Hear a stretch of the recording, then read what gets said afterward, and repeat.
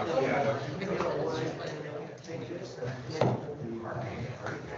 evening, everybody. I'm going to call this board meeting to order. Would you please stand?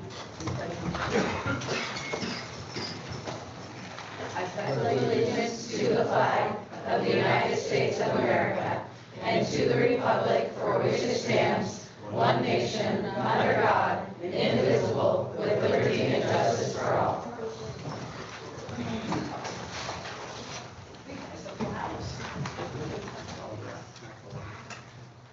We have a quorum. So John, do we have any changes to the agenda? I believe we had a reply. No, we have the same agenda. Same agenda? Okay, all right. So one of the brightest parts of our meetings are the activities. So let's do it.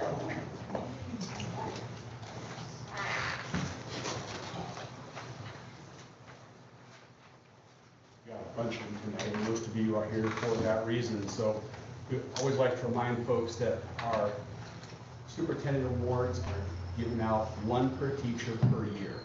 So just by the small volume that we issue these, they're a pretty big deal. So students being recognized tonight for a variety of reasons are definitely here and definitely important to pick because the teacher won't get to do it one time.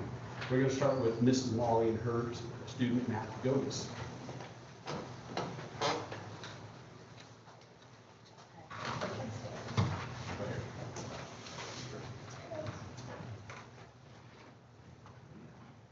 Thank you, Mr. and Mrs. Govis, for being here, as well as Savannah. Thank you for coming. Thanks for being here, Matthew. I wrote this back in March, but I still mean all of you. You're still demonstrating these things, so thank you. To the parents and family of Matthew Govis, the Superintendent Award is meant to show appreciation and accolades to a deserving student who consistently demonstrates academic excellence, quality of character, and makes significant contributions to the RCCS community. This month, we recognize Matthew Govis for his commitment to his academic pursuits, the motivated and dependable attributes of his character, and the trusted friend he is to students in our school. Matthew is part of a lively and vibrant freshman class that energizes whatever room they step into. I would like to recognize Matthew tonight for being a pillar of focus and engagement who helps to anchor the lessons and enrich the classroom culture at RCCS. You are hardworking, and you're a scholar who does what it takes to understand new concepts, whether it means asking questions or working through problems independently. His quality of mathematical thinking is consistently top-notch, and his curiosity helps lead the class towards new discoveries. Matthew always comes to class prepared, earnestly applies himself to each lesson, and maintains a positive attitude even with the most difficult math problems. He is deserving of this award not only because of his academic mindset, but he is also willing to help others. Matthew is a valued collaborator in our classroom, and he is always there to lend a patient partnership to any student in the room. I have also been impressed on multiple occasions listening to him explain his work and walk through problems to his peers in Algebra 1. Besides being a dedicated student, Matthew is a true friend to many students at our school. He is kind, friendly, and has a gift for making people smile with his clever wit. We need that more than ever. He is also one of the most logical and rational students that I have ever had the pleasure of teaching. His curiosity for knowledge and his ability to see multiple perspectives are incredible attributes. These unique characteristics, which help Matthew succeed at Reedsport Community Charter School, will, without a doubt, help him thrive in the future. I know that his amicable and consistent character will take him to amazing places as he continues on a lifelong journey of learning. So thank you.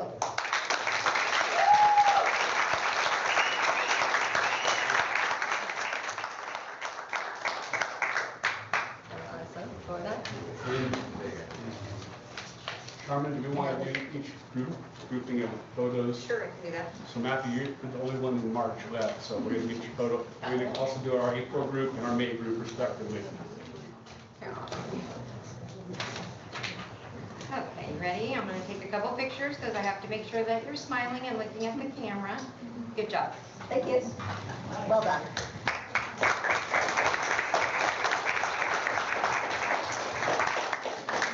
Now now we're going to move into April. We had to postpone our April meeting, so that's why we doubled up this month with so many students, but that's just fine. Lots to celebrate. We're going to invite up Mrs. Knoll and her student, Danner.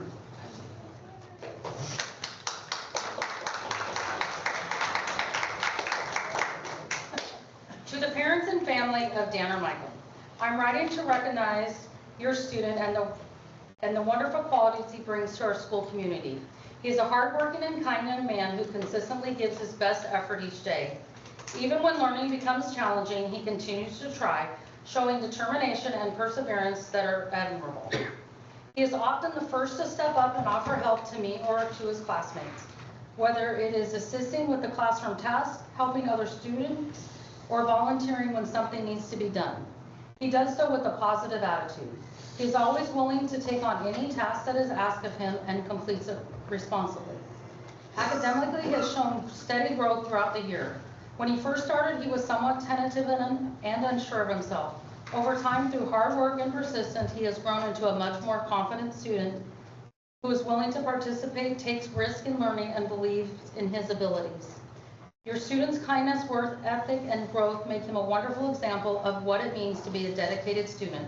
I am very proud of the progress he has made and the positive example he sets for others.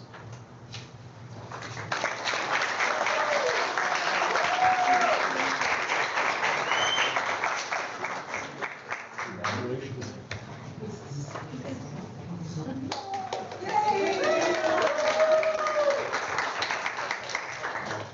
Also in April, we have Mrs. Lee and her student, Angela Austin.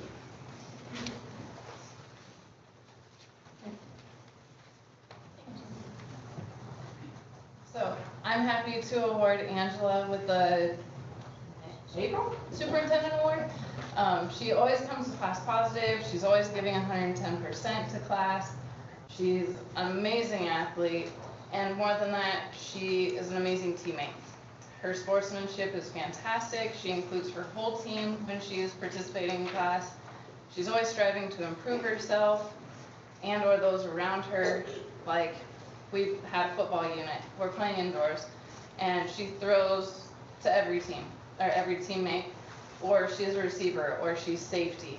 And when she's playing quarterback, she makes sure to throw to everyone, including the smallest person on her team. Doesn't succeed the first time, she overshoots her teammate a little bit, but then tries a couple more times for 2 touchdowns to the smallest kids in the class. And the whole last year was pretty awesome. Angela's in the top 3 out of 4 of the monthly fitness assessments that are measured, in like pull-ups, mile run, and planks, holding the plank. So that's pretty awesome. And I just really appreciate all of her hard work and positivity that she brings to class. Thank you so much.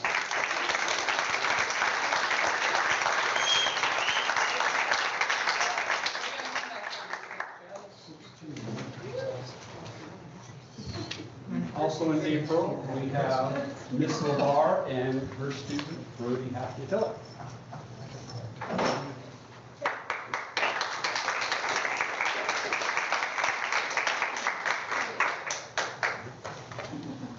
To the parents and family of Brody Hackney Tillett, it is with great pride that I write to inform you that Brody has been selected as my choice for the Superintendent Award for the month of April. It has been a true pleasure getting to know him over the past 8 months. It is rare to have a student who consistently brings such positive and uplifting energy to school each day. Brody works hard to improve himself both in weight training and in his academics. I have been very impressed by his leadership in the weight room. Whenever another student needs help with a movement or piece of equipment, Brody is right there offering guidance and helping them build more sound understanding. He even will give them some ideas on other exercises to help them reach their goals. What stands out most, however, is not just his work ethic, but his character. Brody has an incredibly positive attitude that shows in every interaction he has. He consistently makes the right choices even when they are not the easiest ones. He is a loyal friend and a true role model for his peers. On a more personal note, having Brody in my class is one of the highlights of my day. He often goes out of his way to greet me and acts how I am every day, which speaks volumes about the kind of person he is. Because of his outstanding character, integrity, and compassion, I wholeheartedly believe He is so very deserving of the Superintendent Award. Thank you for raising such an exceptional young man, and I will miss him next year.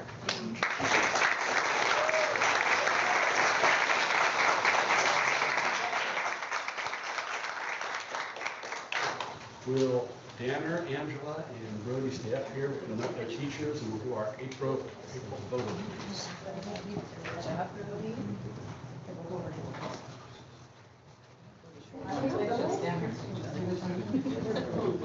Okay, you ready? You look at me and you smile at the camera. I'm gonna take a few pictures and see if we can get you looking at the camera for your mom, okay?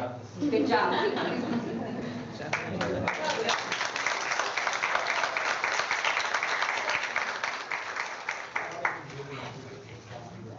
Now we will jump into May. And Mrs. Adams has her student Shelby. Shelby is running late. I called mom. She'll be here in a bit. Okay. I'm going to put you on. And jump over to Mrs. Walls and her student Rose.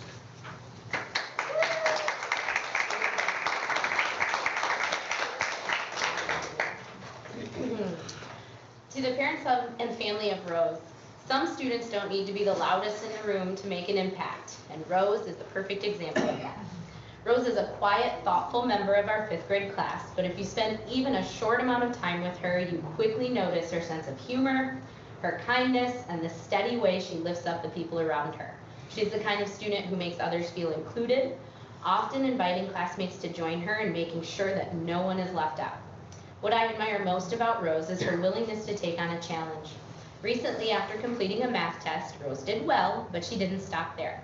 Even after we had moved on to a new chapter, she chose to stay during choice time and after class to go back and fully understand the concept she had missed. She didn't settle for good enough. She wanted to truly learn. My favorite moment of the year with Rose was when I first saw her lead by example. She had a friend who she wanted to make sure could attend the next 5th and 6th grade social, but this friend had been falling behind a bit in work completion. So instead of redirecting or correcting, Rose simply invited her to sit with her during math, with permission, of course. And she modeled strategies for staying on task and even offered to help during recess. Through her actions, she supported her friend in a way that was both thoughtful and effective. And that kind of mindset is something that we hope to see in all students, and Rose models it every day. This year, our students have taken on a unique challenge in a blended 5th and 6th grade classroom. While this can feel intimidating for some 5th graders, Rose rises to the occasion.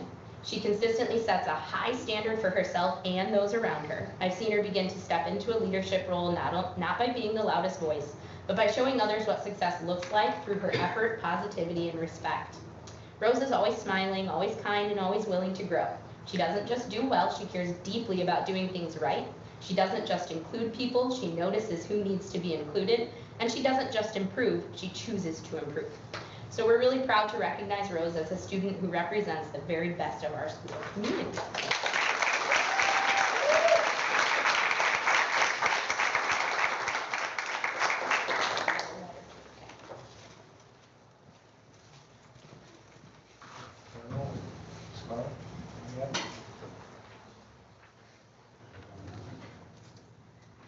Okay, Miss Lorenzen has brought Bailey with her. Come on down.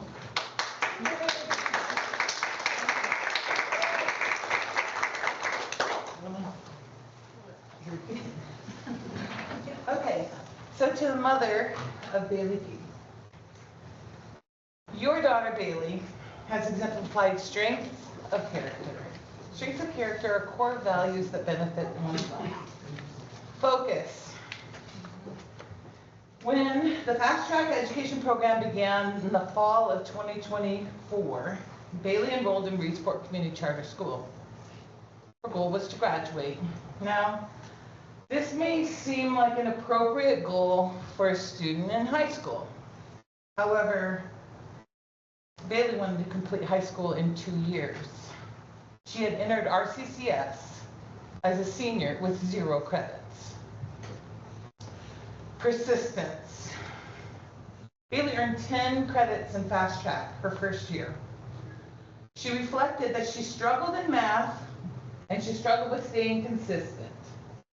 Now That's hardly for me to believe that she struggled with staying consistent because she was so consistent to be this successful, but that's her focus.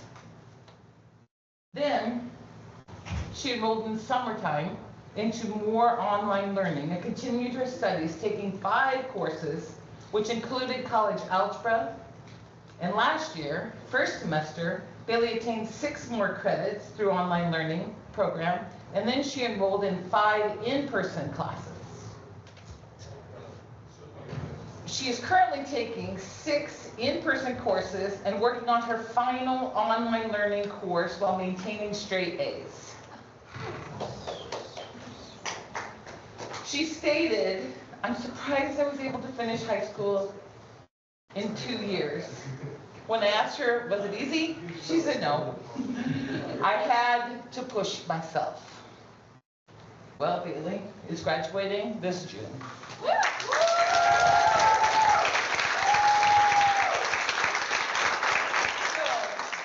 Strengths of character, work ethic. Okay? Bailey has an easygoing demeanor and a determined spirit. Her work ethic is balanced and consistent. She has accomplished in 2 years, well, what she has accomplished is extraordinary. She is currently certified in CPR, G-tube feeding, lift and transport for physical disabilities, and skilled in nonverbal communication. She plans to continue her education, focusing on children with disabilities and autism level 3. Admiration. Bailey said, "My mom is my biggest inspiration. She exhibits qualities of a hard worker. She puts in all of her efforts. She pushed me also and helped me to believe that I can do it." Mom? So as a recipient of the Superintendent Award, please celebrate the strengths of character that your daughter has exemplified, Miss Bailey Beaton.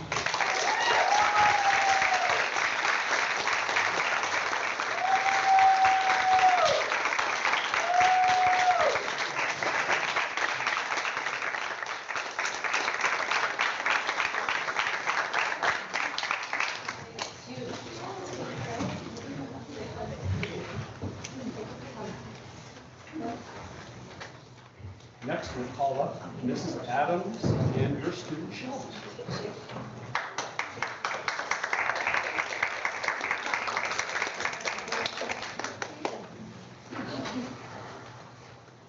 This is Shelby. To the parents and family of Shelby Heil, it is my honor to nominate Shelby Heil for this year's Superintendent Award in recognition of the remarkable growth, perseverance, and determination she has demonstrated throughout the school year. Shelby's journey this year has been very inspiring. She has faced academic challenges with increasing maturity and resilience, showing a willingness to work through difficult tasks rather than giving up when learning feels hard. Her growth has not simply been measured by grades, but by the grit, responsibility, and confidence she now brings to school each day. Since becoming involved in our study tables course through the Determination DIN project, Shelby has made tremendous progress.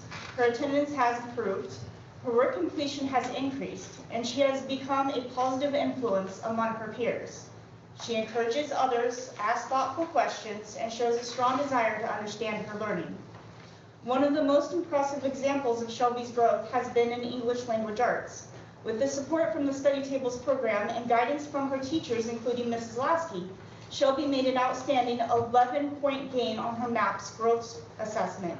This is a significant accomplishment and reflects the hard work she's put into strengthening her skills. And just so everybody's aware, 5 points is the norm. Okay, so 11 points is big. Beyond academics, Shelby has also shown pride in her school community. When she has completed her academic responsibilities, she is willing to help improve the Determination DIN by contributing to projects and creating a welcoming space for other students.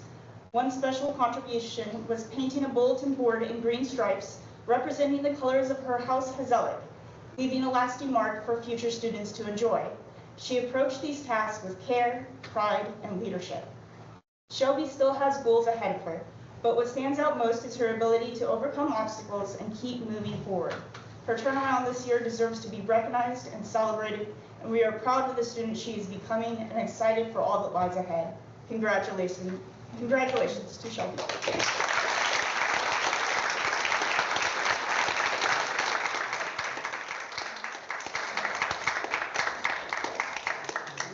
I'm going to re-invite the May winners up here. I don't see Scarlett. Okay, so Shelby and Okay. who are my May? Bailey. Rose. Yes, okay, thank you. A lot of names to know.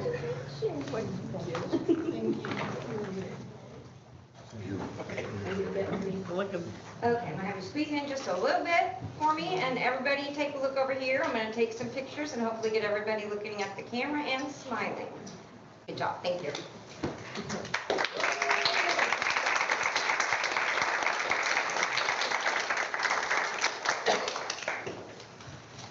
Thank you all very much. That is a lot of great things happening in Reedsport schools. Congratulations, everybody. Nice job. Okay, Reedsport Educational Enrichment Foundation regrants. You're welcome to stay. You really are. Thanks for inviting us. Appreciate you.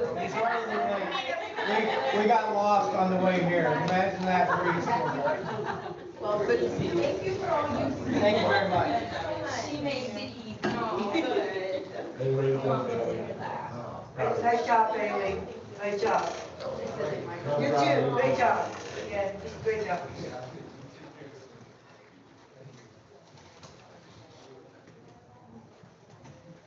I tried. Okay, so the REEF grants, they provided $587.52 to purchase t-shirts for the 5th grade attending outdoor school, and $1,794.92 to support the 5th and 6th grade trip to Oregon State University to learn about the dairy industry and visit their student adopted cow. That's pretty cool. And $3,000 provided for teacher training through the Bob and Marion Wilson Teacher Institute at Colonial Williamsburg, Revolutionary Roots, Teaching Civic Engagement. Very nice. Thank you, Reef. And now to the reports. We have, is Mrs. Zubek here? Hi, Carrie.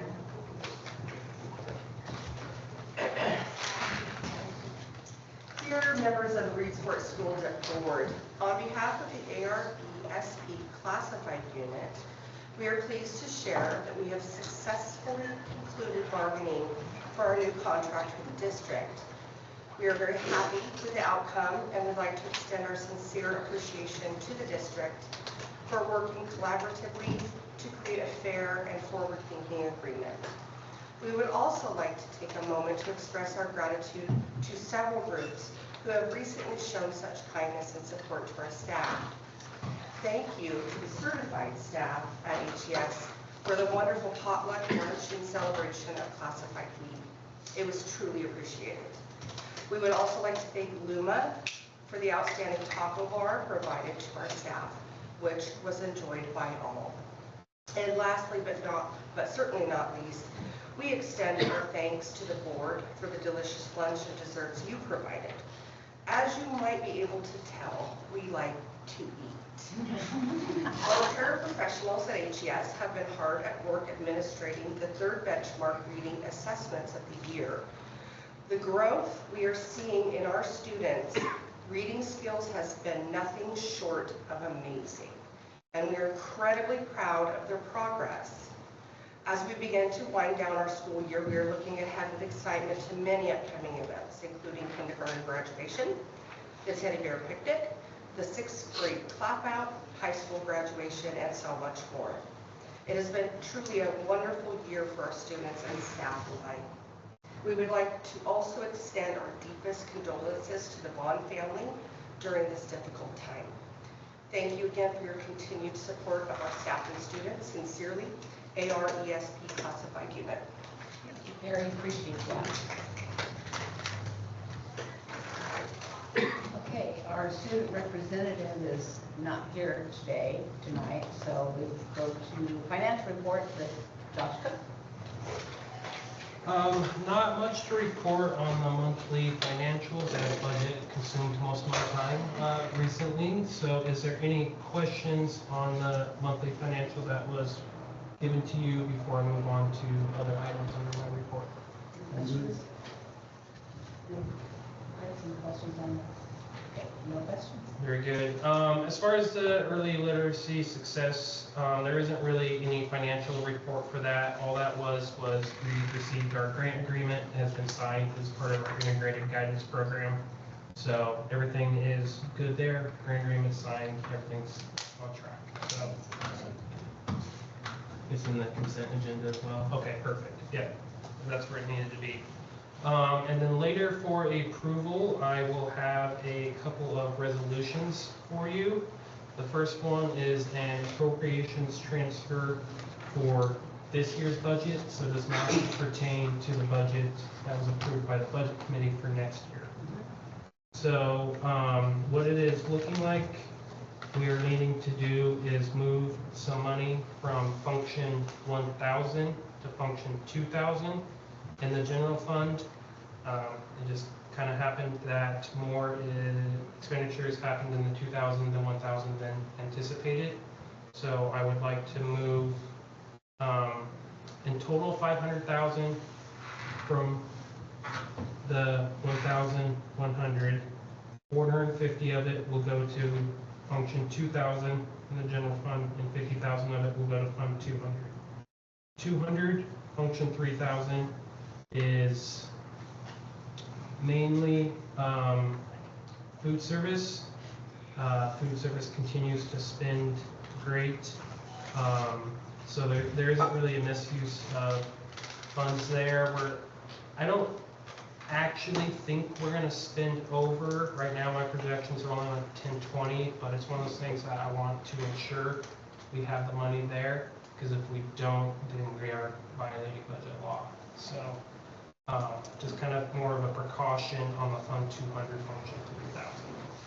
So is there any questions about this resolution at this time? Any questions? Excellent. And then the second resolution that will be up for approval later is we are just looking at moving the high school student body funds from First Interstate Bank. They have been there for a long time, to Columbia Bank. The elementary student body funds and all of our other funds are within Columbia Bank. We think it just makes the most sense to consolidate everything into Columbia. Our financial tracking software is where we can track everything, so it's okay for those funds to all be within the same bank. And so really nothing other than consolidation and streamlining for that one. Isn't there a change in interest rate, bank to bank? I would have to double check. I mean, when you're talking checking accounts, you know, it's going to be pretty insignificant. We changed the transactions of the student body into our financial software last year. And so basically when we're paying the bills, it's coming out of our general checking account anyway. And it's really cumbersome to have to get the money from that bank to bring it to this bank to get the deposits in there to clear them out. So it's just a functionality of trying to make sure that we have the ease of the transactions. And it's my fault that it's taken so long, by the way, just putting that out there. I've been reminded multiple times that I need to get the resolution written, and I haven't done it, so. Better late than never. Yes, that's right. Do we need to make a motion on this? It is later on. I mean, we could do it, but it's within your action items later. Okay, perfect. All right, And that covers everything for me, unless you guys have further questions. okay. Any questions for Josh? Scott? Okay, thank you, Josh. Thank you. All right, old business, Mr. Zafney. And the superintendent report. And superintendent. I'll just jam through all of it here. Oh, I jumped ahead, didn't I? Good evening, Chair, Board, members of the school board. I'd like to begin tonight with an update related to Executive Order 2606, which is focused on preserving student instructional time. For context, Oregon's minimum instructional hour requirement is as follows. Grades K through 8th grade has a minimum of 900 hours. 9 through 11, a minimum of 990 hours. And grade 12 has a minimum of 966 hours. Sorry, say the last one. 966. Here in Reedsport, we are not only meeting those expectations, we are significantly exceeding them. Our actual hours are 1,118 and 20 minutes, K8, 1,192 hours and 2 minutes, grades 9-11, and 1,164 hours, 41 minutes, grade 12. This reflects a clear and consistent commitment to maximizing student learning time in our schools. There's been an ongoing discussion at the state level suggesting interest in moving toward a 180-day school year, which would be more in line with national norms. So if we do the quick math of 180 days times 8 hours, we would estimate 1,440 hours for comparison. While that is not yet a formal requirement, it's important to understand the implications. Concern is not about providing more high-quality instructional time. We absolutely support that. The concern lies in ensuring that any increase in time is matched with the resources necessary to maintain the quality of education that our students deserve. Collective bargaining agreements outline staff working conditions, including time commitments and any changes that would require thoughtful negotiation and importantly, additional funding. In some districts across the state, similar pressure has resulted in staffing reductions rather than calendar adjustments. As we all know, fewer staff can directly impact the quality of education we provide. This executive order seems to force staffing cuts over calendar reductions. We're going to continue to monitor how this develops at the state level, including outcomes in specific districts that are navigating these challenges. It's, I think, very much going to be a thing in the next 6 months. This executive order has a 180-day time frame, but they're pushing very hard to go through the rulemaking process so that it can become something that stays on the books permanently. So how this impacts us will be something that we're watching closely. All that said, I want to shift our focus to something equally important and much closer to home. While state level decisions certainly impact us, what truly defines Reedsport is how our community shows up for its schools. Over the past several months, we've seen incredible examples of community support. Local organizations and school-connected groups have raised money that will directly support student programs. As we move further into graduation season, many of our seniors will receive scholarships made possible by local generosity, investments that will have lasting impacts on their futures. Even tonight, we're seeing members of our community step forward to support our schools and our students. That is what Reedsport does. Reedsport shows up. Reedsport cares deeply about education. And that community commitment is matched by the work happening inside our schools every single day. Over the past 2 years in particular, this district has made tremendous progress. We've remained disciplined in managing our resources and have stayed within our financial parameters. At the same time, our staff has remained relentlessly focused on student outcomes, ensuring that every student has access to meaningful opportunities to learn, grow, and succeed. This has not happened by accident. It's a result of hard work, thoughtful decision-making, and a shared commitment to doing what is best for students. I'm proud of our staff for the care and dedication they bring to their work. I'm proud of our students for the effort they demonstrate every day. And I'm proud of this community for the unwavering support it provides. While we recognize that challenges exist across the state, Reedsport is in a strong position. We are stable, we are focused, and we are moving forward with purpose. The past 2 years have laid an important foundation, and I'm confident that the work we're doing now will continue to build momentum for the 26-27 school year and beyond.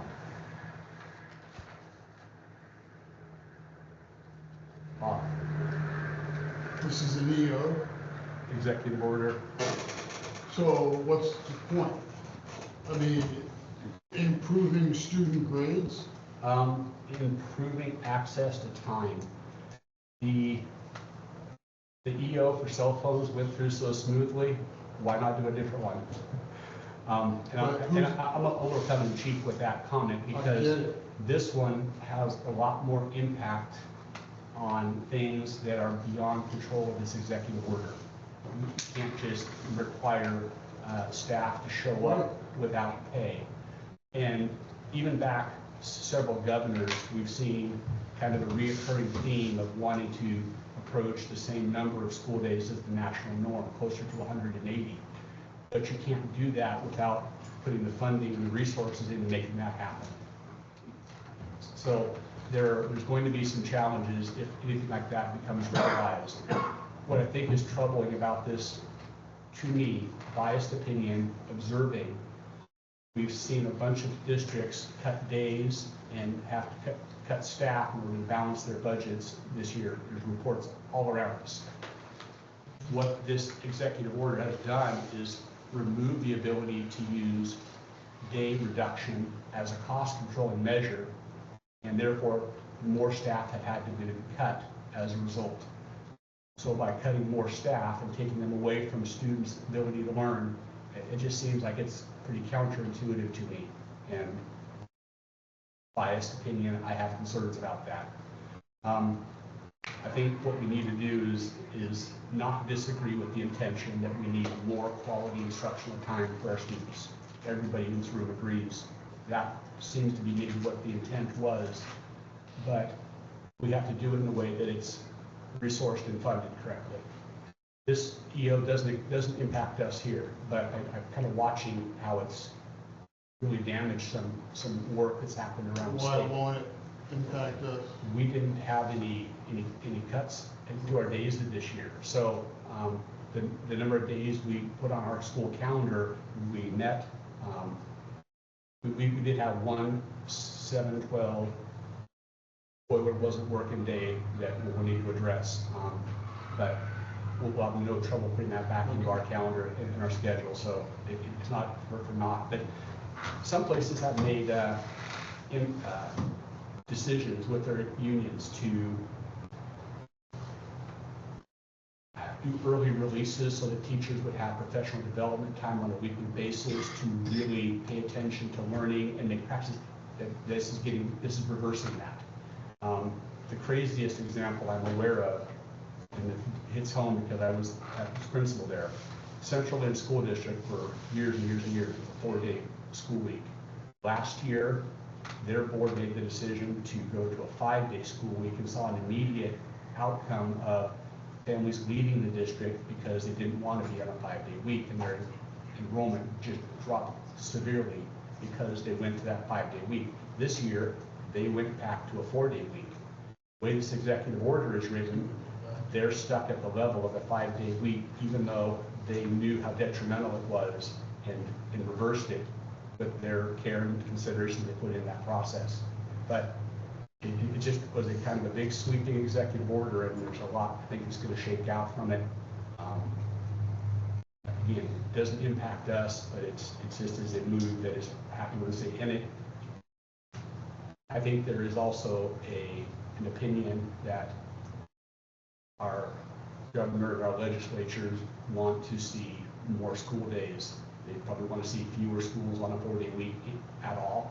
That they just believe more time is going to be what it takes. And I don't disagree with quality instructional time. They're just going to have to be sure they remember the funding. So the extra fund lottery dollars go into, they still refuse to tap into that?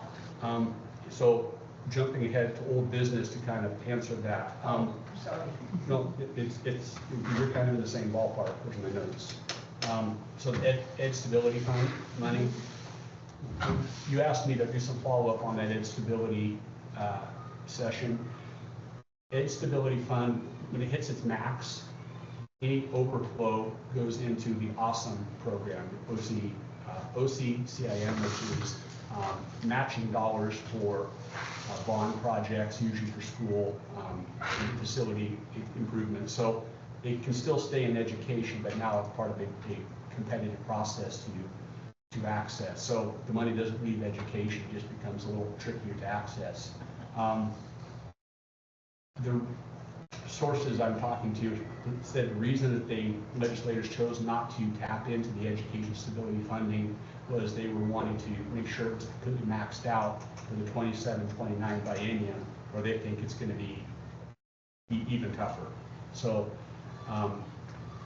the fact that it's maxed out now, the fact that there's going to be an excess, those excess dollars will transfer to Awesome, and the legislature believes they're gearing up for the 27-29 biennium.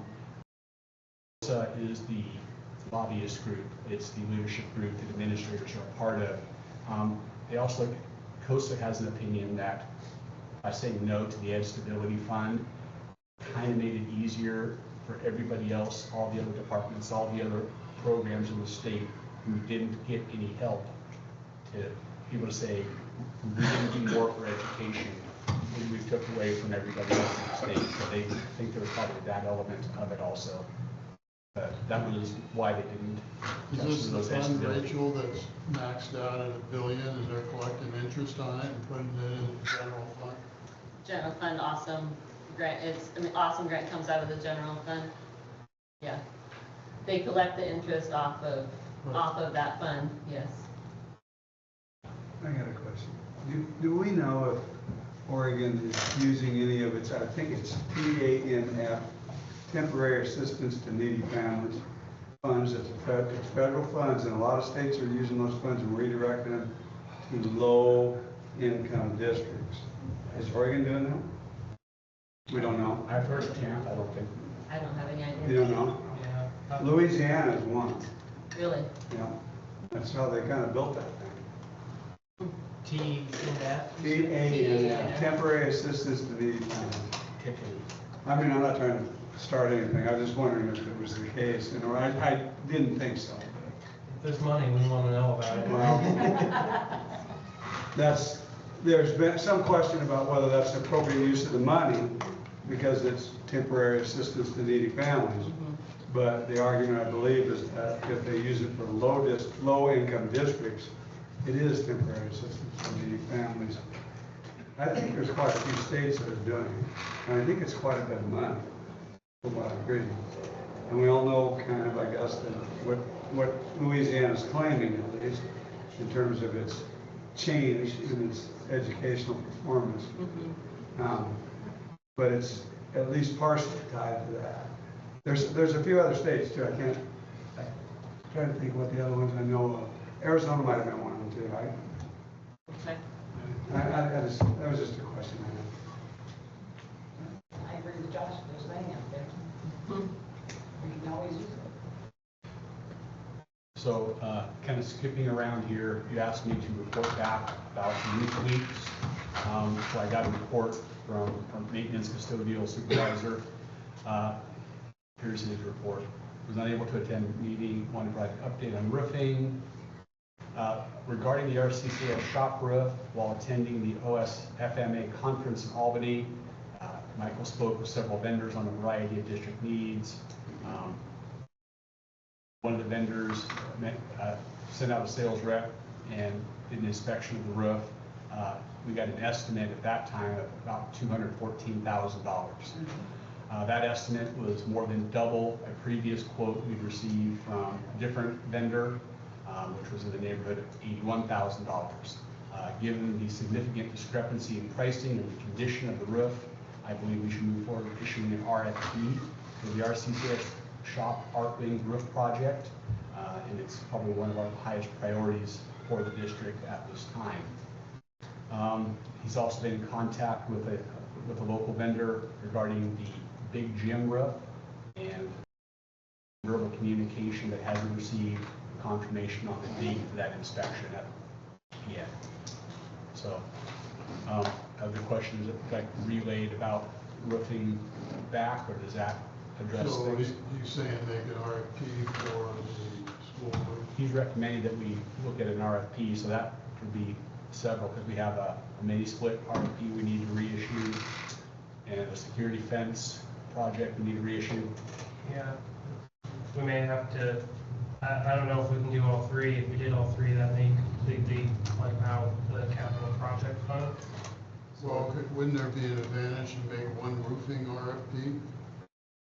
Or is it two separate? I think he's suggesting one roofing RFP, even though there's two projects that need to be done I under would that. think if they're up there, it might minimize some of the costs, right? Instead of coming back. If you use the building, you're not gonna be able to put any splits or anything in either, so. Well, yeah, there might have to be reconsideration for what RFPs Yeah. we're going for, because mini split, fence, and roof might be beyond our means. Is the gym roof part of one of the seismic projects? Ask warranty. Is that where you're going with the question? Yeah. Oh, yeah, have we talked to the engineer then? Okay. And what about the other miscellaneous leaks throughout the main building of the high school? Roof leaks? Yeah, roof leaks. Didn't want to have that on this report. Oh, well, So you would like more Uh-huh, follow-up? please. okay? yes. I thought that was, I thought, that's not the leaks that we're seeing in the school. the ones I were seeing is in the hallways. And are we having any issues at Highland with the roofs? I know they did for a while.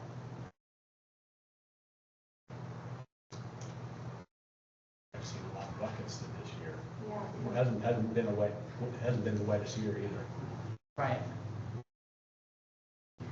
Okay, I will refer that back out to him, and that'll stay an old business item. Okay, thank you. You asked questions about the money that was redirected from education to the Bay Area Hospital under House Bill 4075. While not impacting the current budget, K-12 advocates voiced concerns about that funding source in House Bill 4075. The bill specifically directs the state treasurer to guarantee a loan to the Bay Area Hospital in Coos Bay of up to $44 million, using funds for the unclaimed property in the state's fund. These funds normally would go to the Common School Fund, earning interest and adding to the yearly distributions to school districts across Oregon. Aside from the estimated $22 million that will not be distributed to schools over the next 20 years, of greater concern is the precedent of using funds that have been earmarked to fund K-12 education to help the financially distressed hospital. Many hospitals and health systems in Oregon are in challenging financial positions that are exacerbated by the passage of H.R. 1. We may look to this type of help funding mechanism in the future to protect the critical services that they provide. So that was that. The follow-up I've got for that. I mean, that's a done deal, right? What's that? That's a done deal, yeah. Done deal, yeah. Are there any questions about any of those items or the report?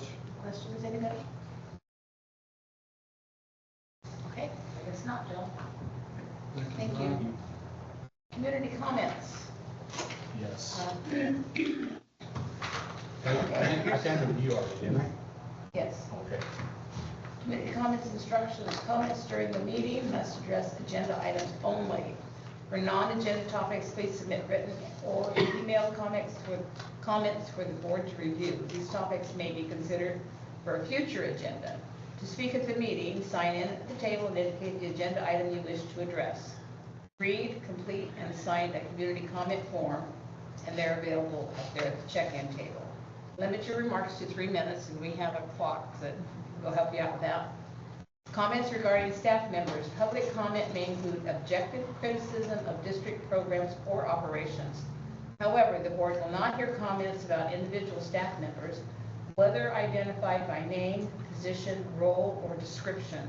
The board chair will direct speakers to district policy KLAR, public complaint procedure, for any personnel-related concerns.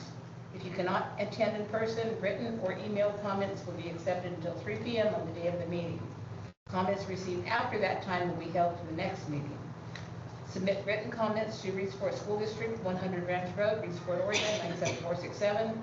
Submit email comments to stipton@reedsport.k12.or.us. And do we have any Other, any comments other than what got done to me?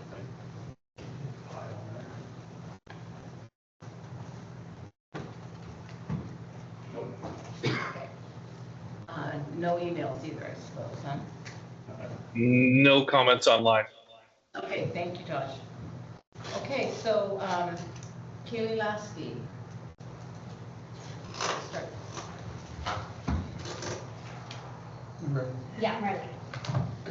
Awesome. Before I read my message, I do want to just briefly invite members of the board, our business managers, and our superintendent, of course, to the RCCS Theater Department's production of the play Almost Maine.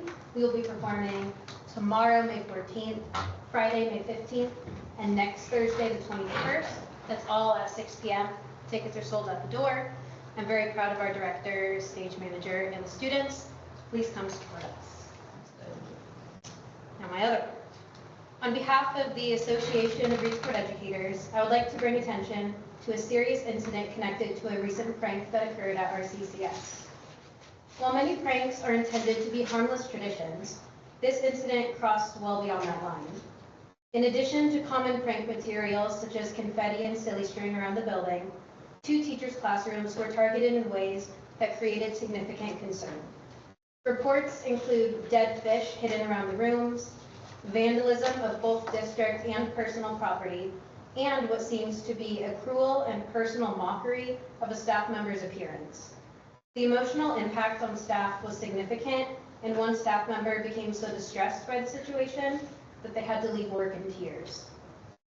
We believe that it is important that the board understand the seriousness of what occurred and the major impact it had on staff morale, workplace safety, and trust.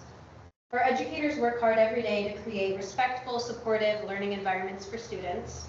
They deserve that same respect in return. When actions move from harmless pranks to targeted humiliation, property damage, and conduct that creates a hostile work environment, it warrants a meaningful follow-through. We respectfully ask the district and the board to ensure that this matter is thoroughly investigated and that students found responsible are held appropriately accountable. We also ask that affected staff members receive support and that this incident serve as an opportunity to reaffirm expectations around student conduct, respect for staff members, and the importance of maintaining safe learning and working environments for all. Thank you. Thank you.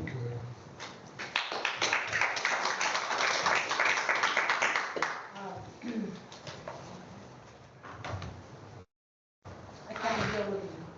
What? Accountability. We need accountability for our students.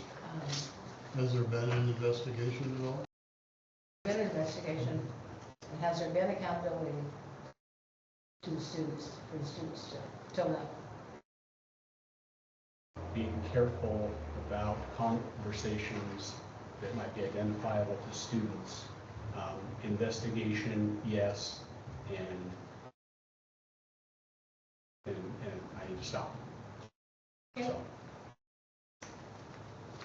All right, Mr. Brown.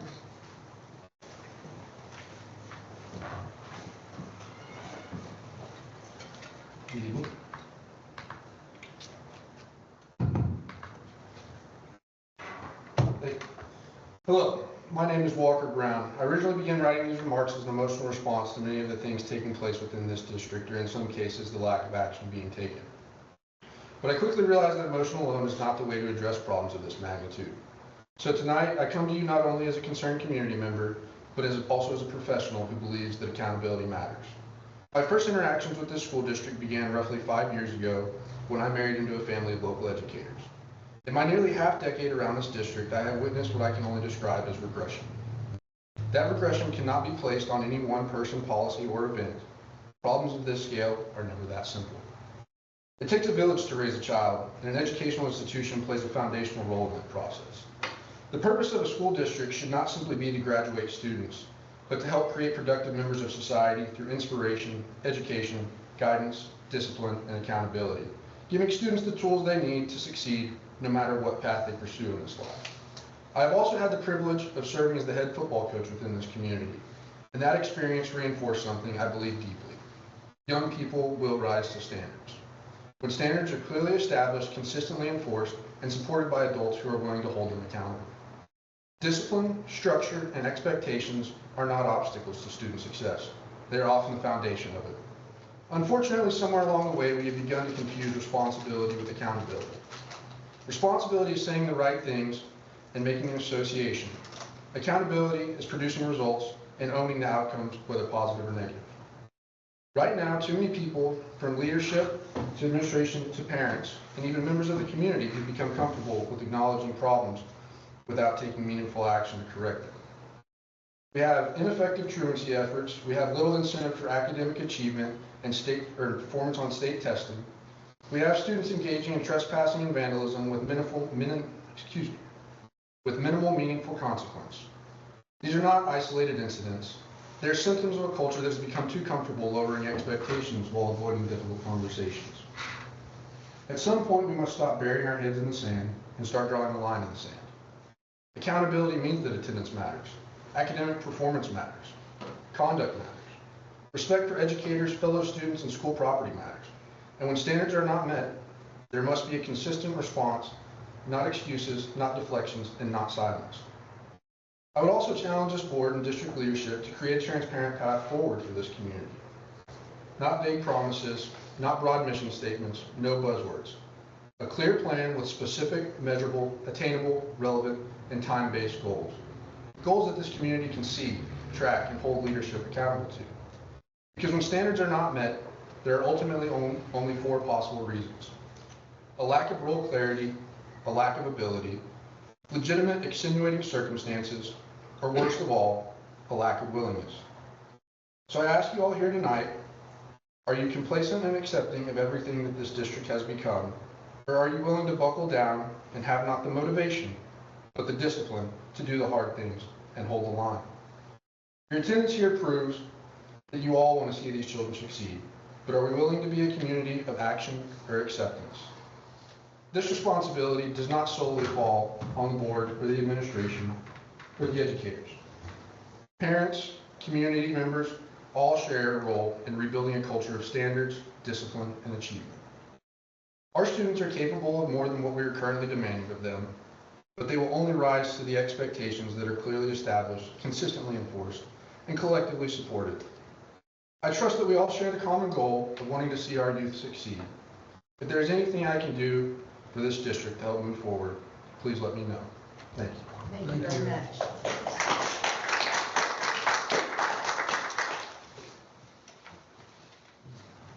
Okay, Mrs. Molly.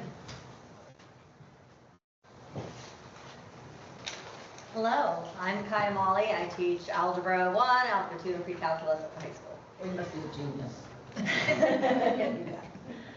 So I wanted to address the senior prank. If you didn't know, I was one of the classrooms that was vandalized. So here's just a summary, and then I'd love to take questions if you have any.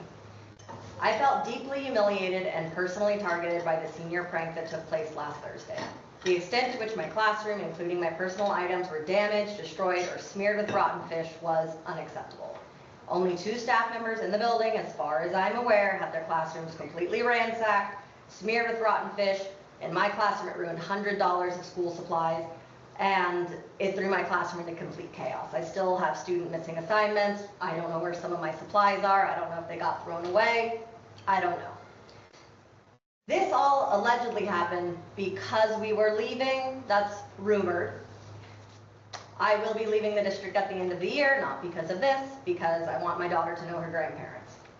After 5 years of dedicated and professional service to the district, this type of send-off was incredibly hurtful.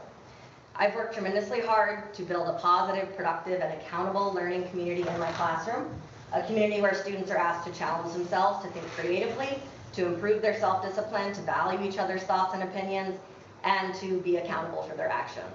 This prank felt like it destroyed, both physically and metaphorically, everything I've worked so hard to build at my school, Reedsport Community College. It was so deeply humiliating and hurtful that I could not stop crying. I really tried my best. I couldn't pull it together. I could not stop crying, and I was unable to perform my duties as an educator for the day. I had to go home. I have additional reasoning to conclude that this prank was so extremely negligent that it may have legally met the definition of workplace harassment. My goal in speaking tonight is to share my experience as the victim of this year's prank, and to encourage the district to take steps to ensure that no teacher or their classroom is ever the target for harassment or humiliation. It is my desire to complete the remainder of the school year in a safe and professional workplace. I've had many students, staff, community members reach out to me and show me that I am valued and supported, so that has been tremendous. As one of the affected individuals, I'd like to make myself available if you have any questions. Thank you. Thank you for your comments. Sorry for that. Thank you.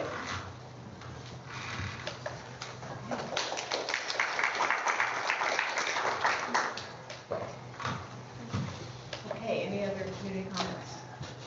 That was it. That was it? Okay. Consent agenda.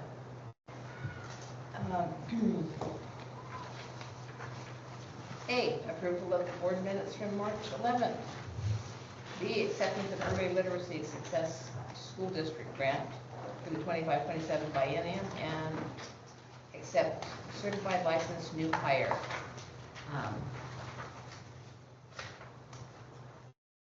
Accept certified and licensed separation, accept donations. So I will ask for a movement. Bonnie, A motion. on those donations, could we put some narrative in there so that you could address it on the donations? Okay. I'll read the accepted donations. Augie Buebler, if I pronounced that correctly, donates supplies in the amount of $2,014.84 for the Paxton Patterson program, which offers hands-on career and technical education, CTE, labs where students explore science, technology, engineering, and mathematics, STEM, health, science, and construction careers through real-world projects. And I saw the list of things that purchased, and it was amazing. Russ Volpe donated $1,200 golf balls to the Reedsport Community Charter School co-ed golf team with a value of $500. And Fisher Wall donated 2 trailer loads of wood and woodworking books with a value of $5,000 for use in the district shop classes. I make a motion to accept the consent agenda as written. Do I have a second? Bob has made a motion to accept the consent agenda as written. Chris Vaughn has seconded it.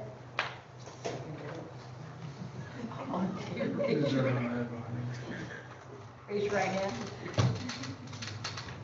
Okay, motion passed. These items, I'm sorry. Okay. Action item. Okay. Action item A, ratification of the ARESP classified employee contract. The approval of the 2026-2027 family level school calendar. Probably need to do one at a time. Okay. Sorry, we skipped a month. Yeah. So we need a motion on each one. Yes. Yeah. Are you gonna read them all first? No, go ahead, we're doing one by one. I move that we ratify the ARESP classified employee contract. Second. Okay, Chris Vaughn has made a motion to accept action item A, and Bob Moore seconded that. All in favor, raise your right hand. Okay, motion carries. Action item B. Make a motion that we approve the family level school calendar for 26-27. Second. Okay, Bob Moore has made a motion to approve the 2027 family level school calendar. Chris Vaughn seconded. All in favor, raise your right hand. Okay, motion passed. Action item C.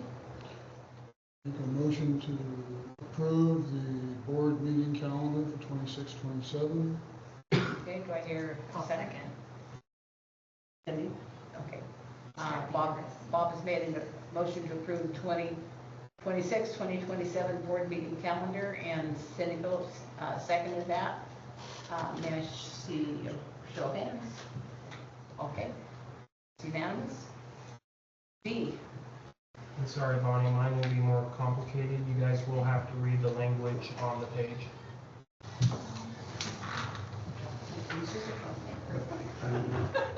I You don't necessarily have to, but whoever's making the motion does. Oh, okay, all right. Uh, So- Chairman Board, I'll recommend you make the following motion for somebody to just accept as said. Bank account closure and transfer of funds resolution. No, I want to do this first. Appropriations transfer resolution number 1, 2526, May 13th, 2026. Whereas the Reedsport School District Board of Directors previously adopted a budget for the 25-26 fiscal year, whereas Oregon Local Budget Law, OAR 150-294.450, Part 3, Part 2, provides that appropriations can be transferred within a fund from an existing appropriation to another existing appropriation, whereas the amount of appropriations in certain categories are not sufficient to cover actual expenditures in those categories, the total appropriations are sufficient to allow an appropriations transfer. Therefore, be it resolved, the Reedsport School Board hereby transfers budget appropriations for the 25-26 year as follows. Major function 1,000, existing $5,266,889, a change of $500,000 to an adjusted value of $4,766,889, and major function 2,000, existing $3,757,289, change to a positive of $450,000 from adjusted value of $4,207,289, and Fund 200, major function 3,000, existing $608,250, change of $50,000 for an adjusted value of $658,250.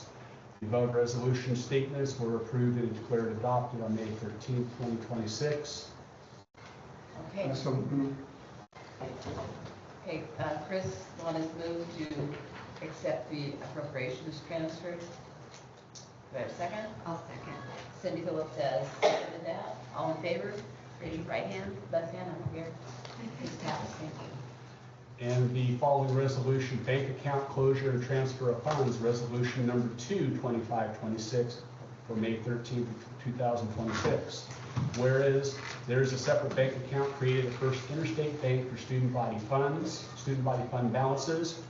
Whereas the district desires to consolidate and streamline financial operations by utilizing Columbia Bank as the primary account for these funds.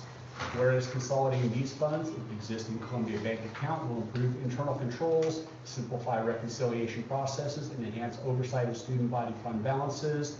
Therefore, be it resolved, the Reedsport School District Board hereby closes the existing First Interstate Bank agency fund account and transfers all remaining funds to the existing Columbia Bank, and authorizes the business manager or designated district official to execute all documents necessary to effectuate this closure and transfer of funds.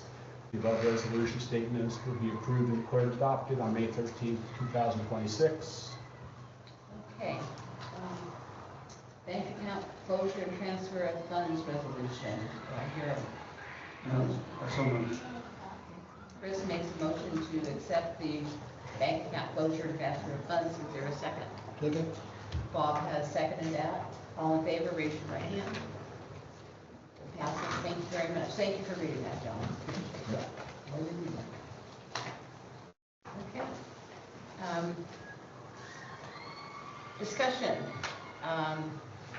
Oregon School Board Association Summer School is an opportunity for new board members to attend. There's a session in Redmond on July 10th, and there's one in Eugene on the 16th of July. So if new members would like to attend that, it's really good training. And I think I have information for possible scholarship reimbursement for new members that apply. There's only 3 scholarships available. Who knows if we'll be lucky enough to get that. But anyway, okay, so I'm going to take a moment here. We're going to need to discuss the RFP for new transportation contract. Don, you have that information? We were gonna talk about that. You were gonna get an RFP going Well, I would need direction from the board to build an RFP, if that's what the board is requesting. Yes, we are requesting that. Okay, so you want an RFP regarding transportation services. We currently have a contract, and that contract runs through the next school year.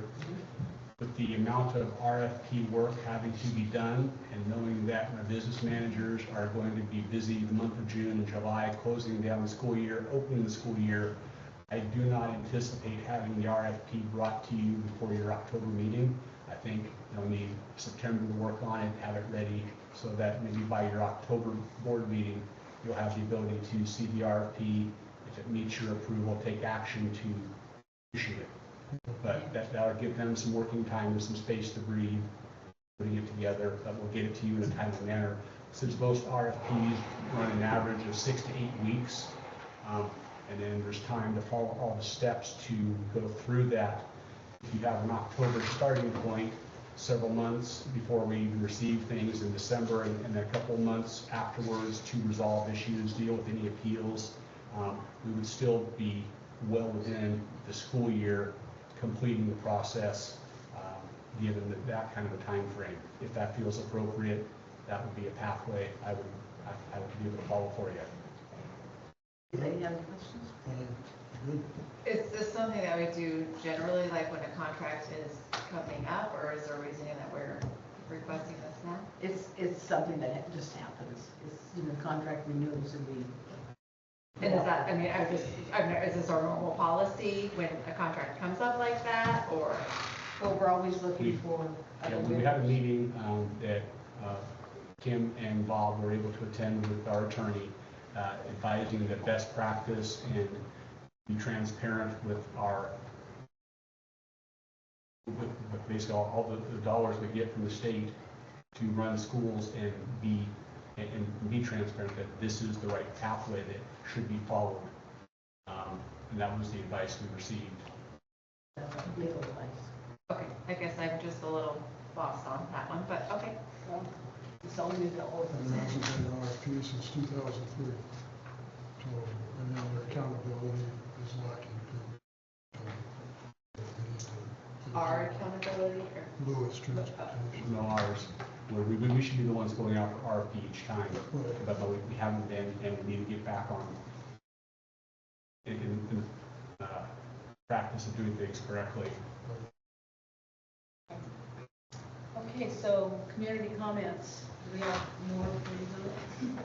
I just had a question about the family level school calendar. To my knowledge, there were supposed to be 2 calendars brought to your attention, and you were going to vote on one or the other.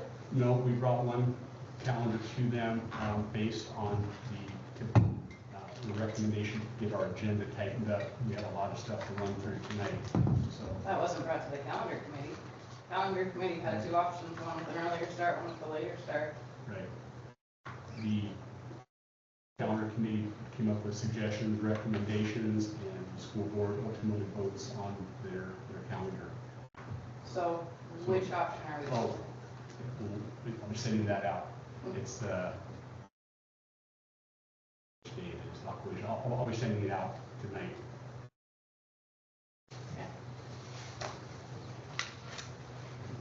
Because we have 2 here. One is the school district calendar for everybody, and then the other one is for the boards. And staff need to know when we're coming back to work in the fall. Correct. We've been waiting on a start date for a while now. Probably would be helpful. Yeah, given 2 options. That email can't go out until we have had a vote to know what we're sending out, so that information is forthcoming.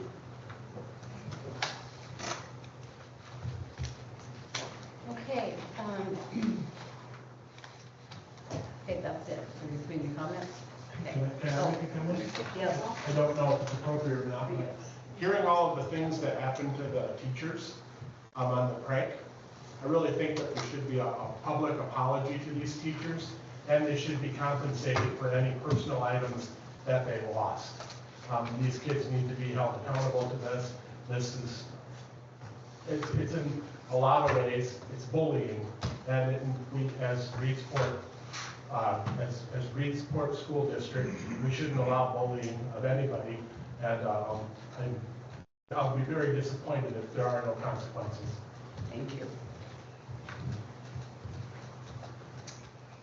Okay, board member comments.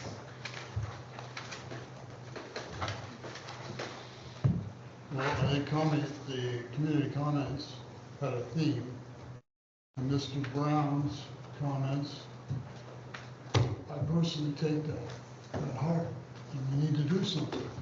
Investigations and hold these people accountable, and restitution at a minimum, and kick out of school, maximum.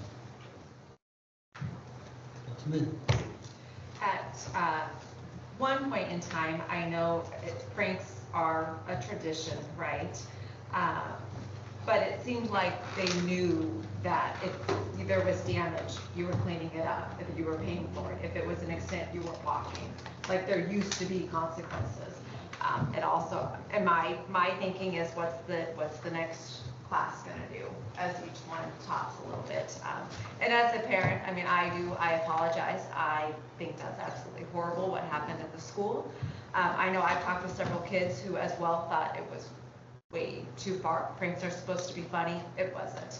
So, I mean, hopefully, I think people are realizing that as well. So, I don't think that was a very fun prank, and I do apologize for the class. Yes, I agree with that. Chris, comments?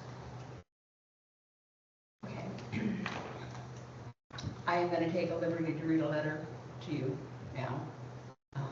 To the Board of Directors in our community.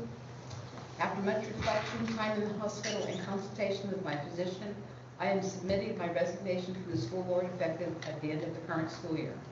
My heart has always been with this district. As a former employee, a parent, and now a grandmother, I had hoped to serve until my granddaughter's graduation next year. The physical toll of recent health challenges and the mounting stress of district affairs have made it clear that I must prioritize my recovery and my family. At 72, I recognize I can no longer balance my business and personal obligations with the demands of this role. I entered this position believing my decades of experience with the district would allow me to make a meaningful difference. However, I have found the current environment of gridlock, regulatory constraints, and interpersonal friction to be a significant barrier to progress. I leave you with a challenge. It's easy to be critical from the sidelines, but if you understand the weight of these seats until they sit in them. To those who feel the district should be doing better, then step up. This seat will be open. If you have a heart and to the resolve to help our students succeed, I encourage you to file for the position, attend the meetings, and engage beyond the accolades and the applause. Our district needs to return to its roots as a family. We must stop attacking one another and start holding everyone, administration, students, and the community accountable. I want to thank those who truly serve with the heart of our students. I look forward to spending the coming years focusing on my faith, my business, and my grandchildren.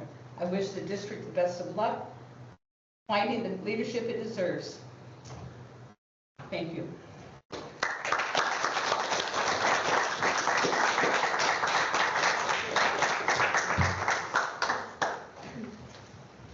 Future dates. Sunday, June 7th is graduation. I will be there. Wednesday, June 10th is an agenda review session at 5 p.m. Regular board meeting is at 5:30. Saturday, June 13th was supposed to be a board work session, but unfortunately a lot of people are going to be gone, and other events are happening, so we're going to see about revising that date. And July 16th is the OSB summer school session at Lane Community College during the